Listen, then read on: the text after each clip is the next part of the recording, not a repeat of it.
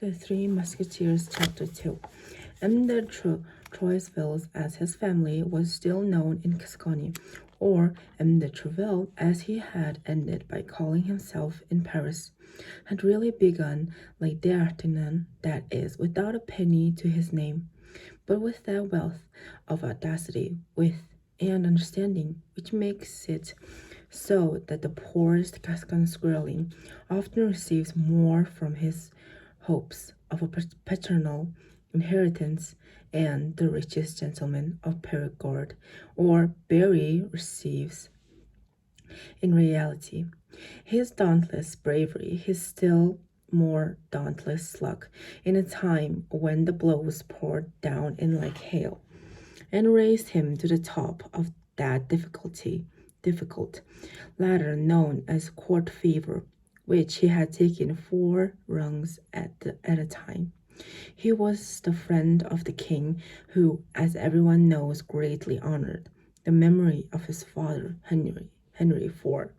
M. de Treville's father had served him so loyally in his wars against the League that, for the lack of ready cash, something that Bernice lacked all his life, constantly paying his debts with the one thing he never needed to borrow, that is, with for lack of ready cash, as we have said, he had authorized him upon after the surrender of Paris to take for his coat of arms a golden lion fastened upon gules with the motto Fidelis et Fortis. That did much for his honor, but little for his prosperity, and so, when the great Henry's illustrious companion died, the only inheritance he left his son was his sword and his motto. Thanks to this double gift, and to the spotless name that accompanied, M. de Treville was admitted to the house of the young prince, where he served so well with his sword, and was so loyal to his motto that Louis VIII, one of the best blades in the realm, got into the habit of saying, if he had a friend who was fighting a duel, that as a second he would advise him to take himself first and then Treville, and perhaps even the other way around. And so Louis VIII had a real affection for Treville, a loyal affection, an egoistic affection, true, and an affection nonetheless. The fact is that in those unfortunate times, one tried hard to surround oneself with men of Treville's temper. Many could take as their motto the epithet strong, which was the second part of his epigraph, but few gentlemen could lay claim to the epithet faithful, which formed the first part. Treville was one of the latter. He was one of those rare organizations of an obedient intelligence like that of a mastiff, of blind valor, of quick eye, a prompt hand, who had been given eyes only in order to see if the king was displeased with someone, a besom, a murifius, profrat de Murray. A victory finally all Treville has lacked till then was the occasion. But he watched out for it, and firmly promised himself to seize it by its 3 hairs if it ever came within reach of his hand. And so Louis VIII made Treville captain of his musketeers, who in their devotion, or rather fanaticism, were for Louis VIII what his regulars were for Henry III, and what his Scots guards was for Louis X. On his side, and in this respect, the cardinal was not to be outdone by the king. When he saw the formidable elite Louis VIII had surrounded himself with, this second, or rather the first king of France, wanted to have a guard for his own. Thus He had his musketeers as Louis VIII had his, and these two rival powers were seen in all provinces of France, and even all foreign states selected men for their service who were famous for great stroke of the sword. And so Richelieu and Louis VIII often argued during their evening game for chess over the merits of their servants. Each boasted of the bearing and courage of his own, and while pronouncing themselves aloud against duels and brawling, they quietly encouraged them to go at it. They felt genuine sorrow or immoderate joy at the defeat or victory of their men. So at least it is said in the memories of a man who took part in some of those defeats and many of those victories. Trovell had grasped his master's weak side, and it was to that cleverness that he owed the long and constant favor of a king who has not left behind the reputation of having been very faithful in his friendship. He paraded his musketeers before Cardinal Armand Duplessis with a sardonic air, and as his eminence's grey mustache bristled with wrath. Trovell understood admirably well the warfare of that period, when, if you did not live at the enemy's expense, you lived at the expense of your compatriots. His soldiers formed a legion of daredevils, undiscipled for anyone else but him.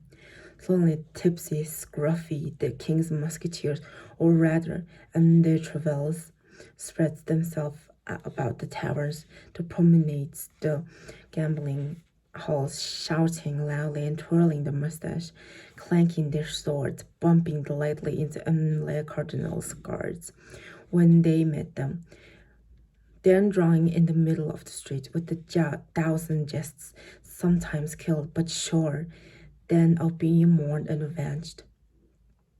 Often killing, but sure then of not rotting in prison, and the Travell being there to reclaim them. And so and the Travell was praised in all tones, sung in all keys by these men who adored him, and who gallows birds they were trembled before him like schoolboys before their master, obeying at the least word, and ready to get themselves killed in order to wipe out the last reproach. And the Travell had used his powerful lever for the king first of all, and the king's friends, and then for himself and his friends moreover, and none of the memoirs of that time, which has left so many memoirs, so do we find that this worthy gentleman had been accused even by his enemies, and he had as many among quillsmen as among swordsmen. Nowhere, as we said, do we find this, or at least gentleman, had been accused of profiting from the cooperation with his henchmen, with a rare genius of intrigue, which made him a match for the best intriguers.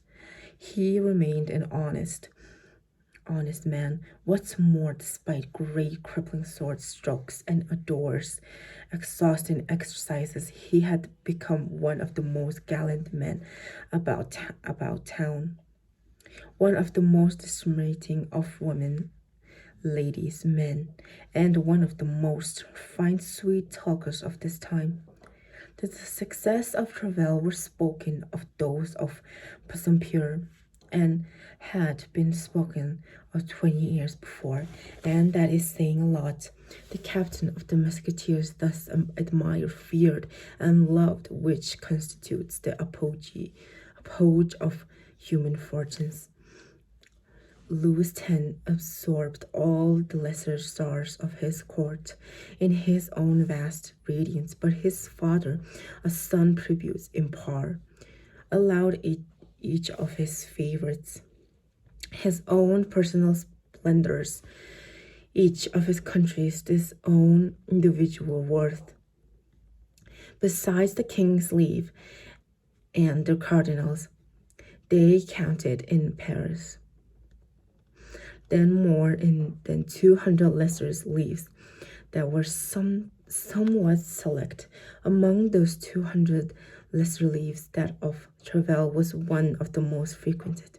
The courtyard of his hotel, located on the Rue de Vieux Columbia, resembled a camp starting from 6 o'clock in the morning in the summer and 8 o'clock in the winter. 50 or 60 musketeers who apparently took turns in their order to maintain an imposing number walked about constantly, armed for war and ready for anything, up and down the length of one of its great stairways, on the site of which our civilizations could build an entire house, moved a procession of Paris solicitors seeking some sort of favor, provincial gentlemen anxious to enlist, and lackey detectives out in all colors who came to bring M. de Treville messages from their masters. In the antechamber, on long circular benches, rested the elite, that is, those who had been summoned. A buzzing went on there from morning till night, while M. de Treville, in his office adjacent to his antechamber, received visits, listened to complaints, gave his orders, and, like the king on his balcony of the Louvre, had only to his window to pass men and arms in review. On the day M. de Treville d'Artagnan presented himself, the gathering was impressive. Above all, the provincial, fresh from his province. True, this provincial was a Gascon, and especially at that time, D'Artagnan compatriots had the reputation of not being easily daunted. Indeed, once one had gone through the massive doors studded with long square-headed nails, one landed in the midst of a troop of swordsmen who passed each other in the courtyard, calling out, squaring, and playing among themselves. To make one's way through all these turbulent waves, one would have to be an officer, a great lord, or a pretty woman. So it was through his crush and disorder that our young man advanced, his heart pounding, holding his long reaper in his lean leg, and keeping one hand on his hat brim, with the other smell of a provincial who wants to put on a bold front.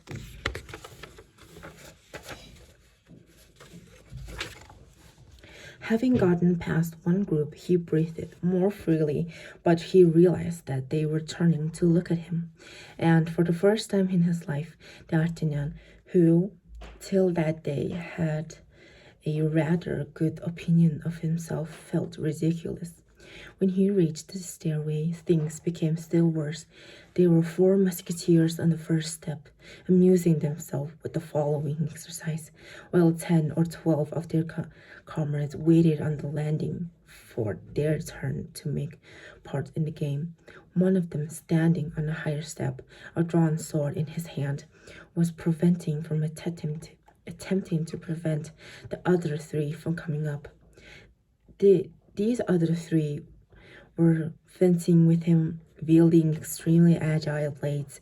D'Artagnan at first took their weapons for fencing foiled and thought the tips were blunted, but he soon recognized from certain scratches that each blade was on the contrary, perfect, pointed, and sharpened, and at each of those scratches, not only the spectators but the participants themselves laughed like fools. The one who occupied the upper steps at this moment kept his adversaries at bay quite marvelously. A circle formed around them. The condition was that at each hit, the one touched would leave the game, losing his turn for an audience to the one who touched him. In 5 minutes, 3 were grazed, one on the wrist, other on the chin, another on the ear by the defender of the step, who was himself unscathed, which skill, according to the agreed convention, earned him 3 turns of preference. Difficult, not as it was, but he wished to be astonished him. This pastime astonished for a young traveler in his province, that land where all the same had become so swiftly heated. He had seen a bit more in the way of preliminaries to a duel, and the cascade of those 4 players seemed to him the best of all he heard of to them. Even in Gascony, he thought he had been transported to that famous country of giants where Gulliver went later and got so frightened, and yet he had not reached the end. There remained the landing and the other antechamber. On the landing, they no longer fought. They told stories about women, and in the antechamber, stories about the court. On the landing, D'Artagnan blushed. In the antechamber, he shuddered. His lively and roving imagination, which in Gascony had made him devastating to young antechambermaids and sometimes even to their young mistresses, had never dreamed, even in the wildest moment, of half of these amorous wonders and a quarter of those gallant feats, spiced with the most well-known names and the least shrouded details. But if his love of good morals and shocked on the landing, his respect for the cardinal was scandalized in the antechamber. There, to his great astonishment, D'Artagnan heard criticized about the policy that made Europe temple and the private life of the cardinal, which so many high and mighty lords had been punished for trying to penetrate. This great man, revered by M. de Artagnan, was a laughing-stock for M. de Treville's musketeers, who jeered at this bandy legs and hunched back. Some sang duties on M.M.E. de Aguilon, his mistress, and M. de Combalet, his niece, while other got up parties against the cardinal's, dukes, pages, and guards, all things that seemed to monstrous impossibilities to M. de D'Artagnan. However, when the king's name sometimes suddenly came up unexpectedly in the midst of all these cardinals' gibes as a sort of gag stopped all these mocking mouths, the men glanced around hesitantly and seems to be feared the indestruction of M. de Treville's office wall.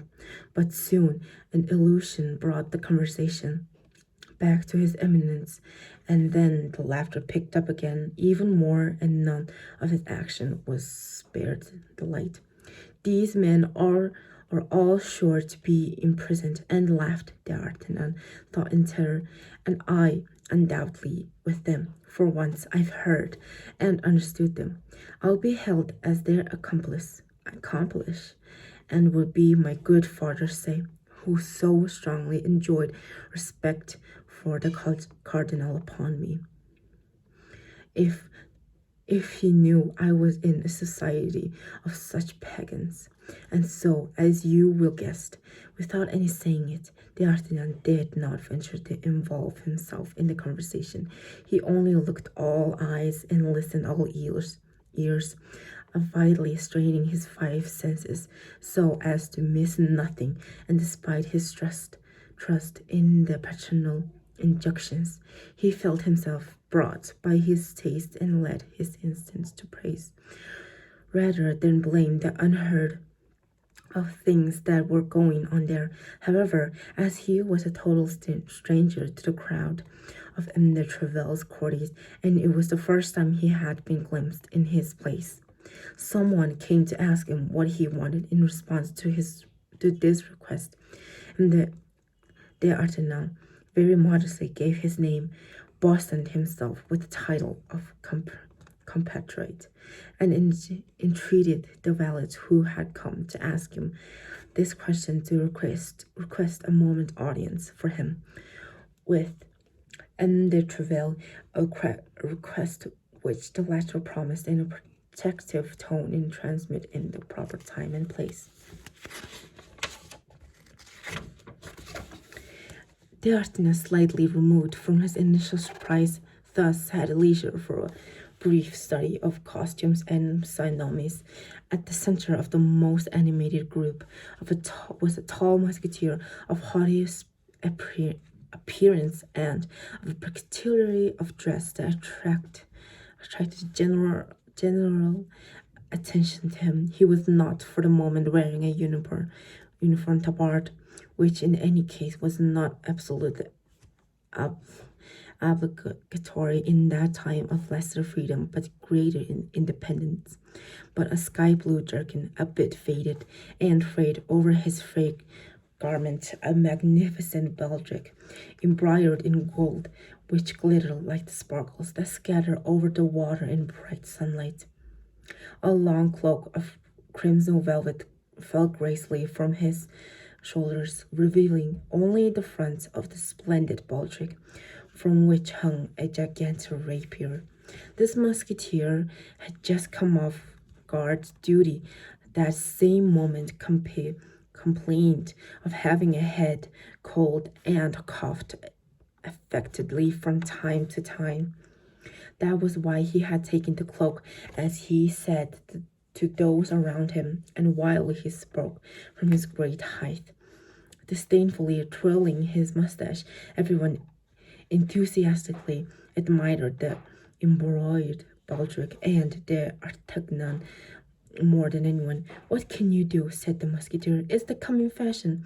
It's an extravagance, I know very well, but it's the fashion. Besides, a man has to use his inheritance for something." "Ah, Porthos," cried one of the presents, "don't try to make us believe that the baldric came to you by paternal generosity. It was given to you by the veiled lady I met you with the other Sunday near the Porte Saint-Honoré." "No, on my honor, faith as a gentleman, I brought it myself and out of my own pocket," replied the one who had been called by the name of Porthos.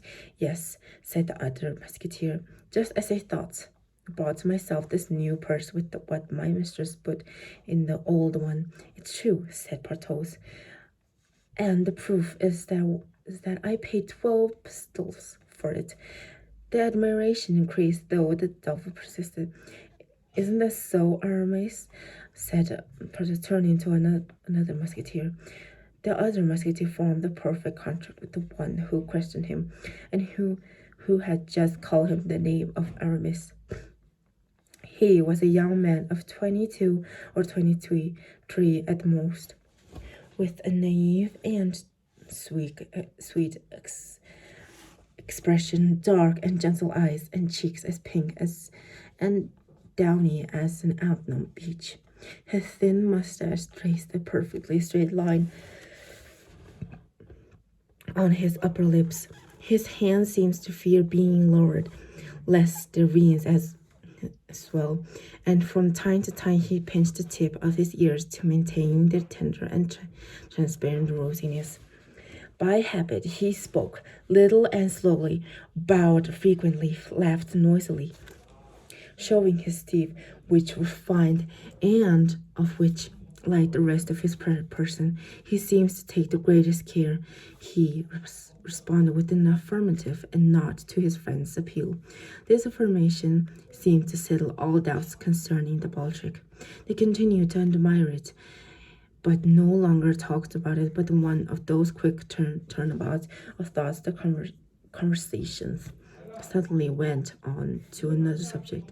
"What do you think about the story Chalais equally tell?" asked another musketeer, not questioning anyone directly, but on the contrary addressing them all.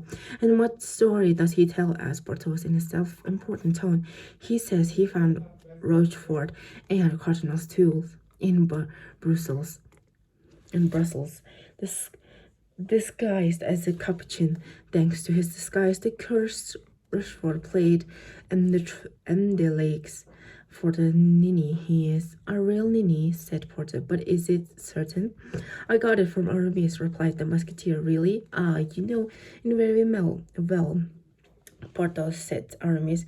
I told it to you yesterday, so let's not talk about it anymore.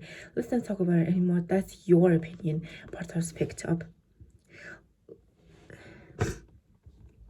Let's let's not talk about it anymore.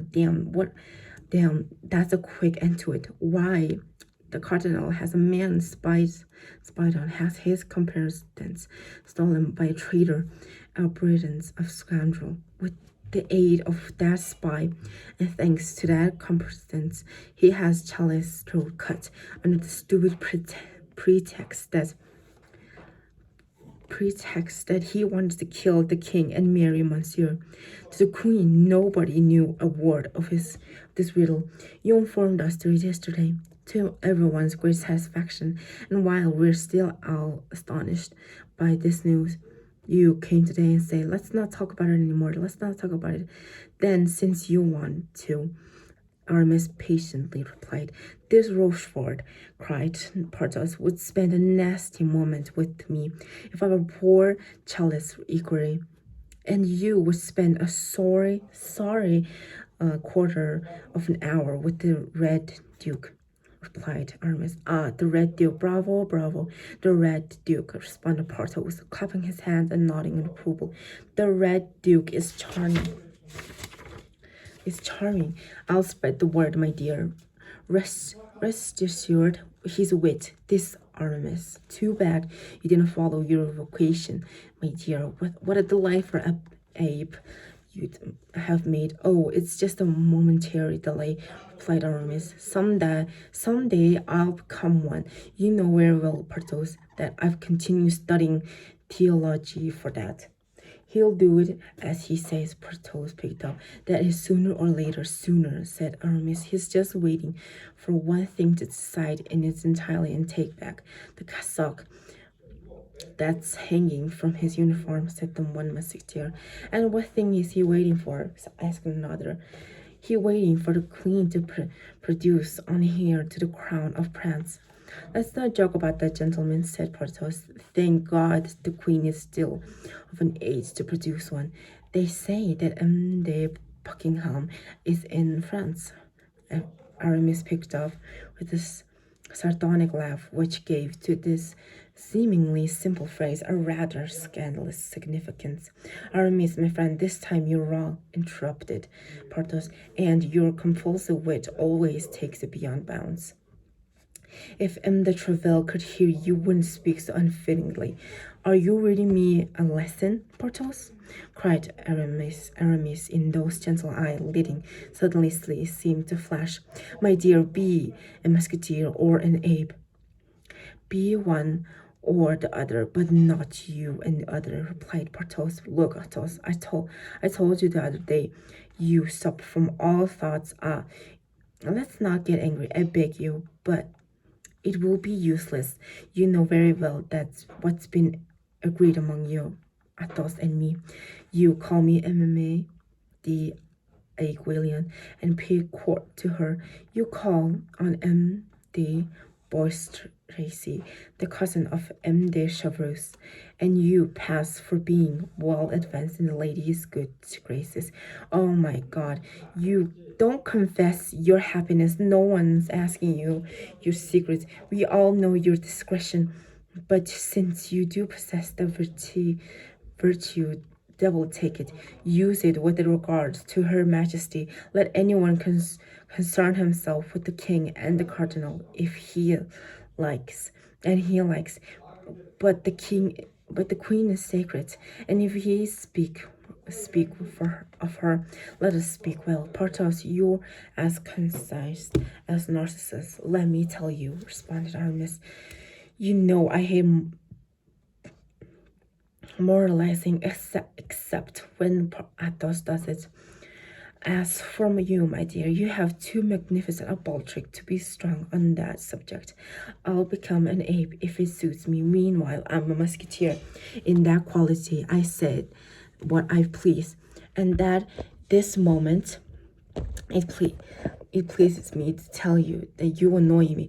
Aramis, Porthos, gentlemen, gentlemen, cries came from all around them, and the Treville waits and the Arsenal. The lack is interrupted, opening the office door.